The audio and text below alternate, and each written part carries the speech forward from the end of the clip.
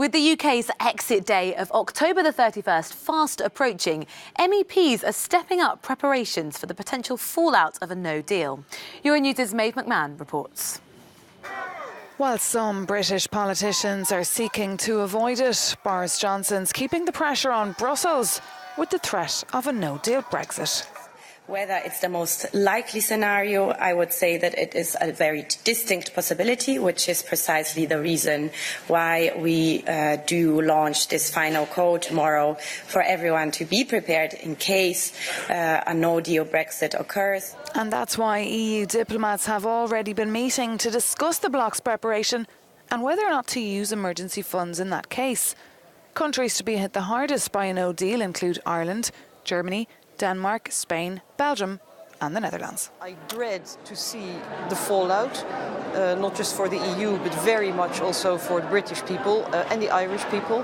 And I just hope that there will be some logic again in British politics. People will come to their senses, take responsibility and make sure that there will be either an orderly Brexit or no Brexit at all.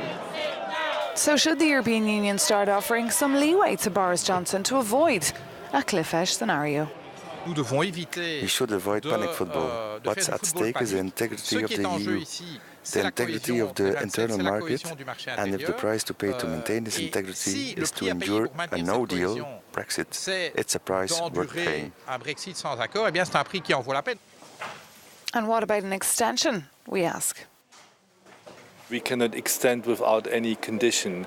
Let's go back to the British people and ask them where they would like to go. That could be a reason. These are difficult questions because if we keep rolling on extension after extension, we could be here in 10 years' time answering these same questions. Questions many in Brussels want to see answered very soon. Well, joining us to discuss all the latest reaction this morning in Brussels is our correspondent Jack Parrock. Morning to you, Jack. The repercussions of yesterday, how's that being felt in Brussels? Well, as everybody wakes up and heads into work this morning, obviously they're reading the papers of this news surrounding Brexit here in Brussels. Keen interest, obviously, on how Boris Johnson will go forward. More structurally, here in the European Commission today, the College of Commissioners is meeting. They are looking into potentially putting together a plan that would allow countries across the European Union to access funding that's normally used for disasters, natural disasters, floods and earthquakes, etc., in order to protect themselves or to sort of sort things out if there is a no-deal scenario. The paper we're expecting from them, we do expect it to look a little bit like a sort of plan for a no-deal Brexit on October the 31st. Now, one of the people that's been looking at this morning is Clotilde Armand. She's a Romanian MEP with the Renew Europe group. Clotilde, how do you see this? What do you make of the events that happened in Westminster last night? Well, I believe that when there is a major crisis, it is good to go back to people's vote. So I believe that, we've been talking about this for years now. So it is better to say, OK, let's go back to the people. They've heard so much. Now let's see in a democratic way what is their state of mind right now. And they should decide. How is this years-long process being perceived in countries like Romania? Like in Eastern Europe? Well,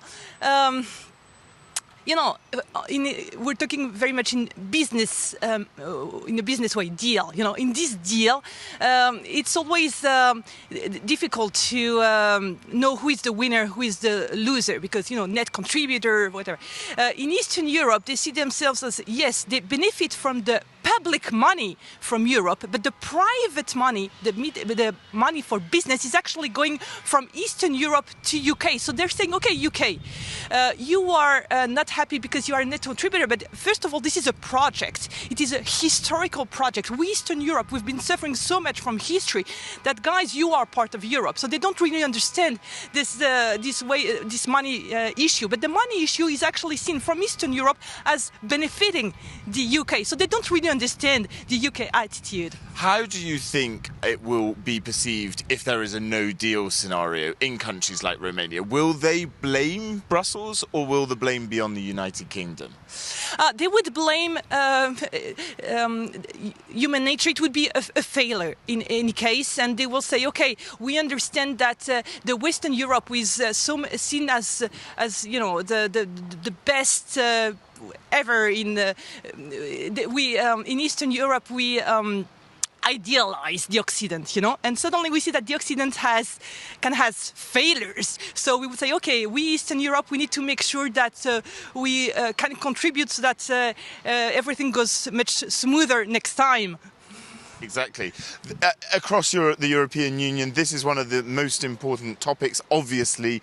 And here in the Commission, they're having that College of Commissioners meeting. There's also meetings in the European Parliament of the Brexit steering group.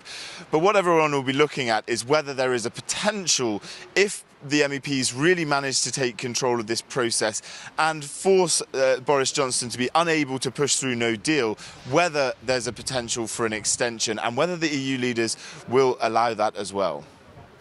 Jack Parrick, our correspondent in Brussels, thank you.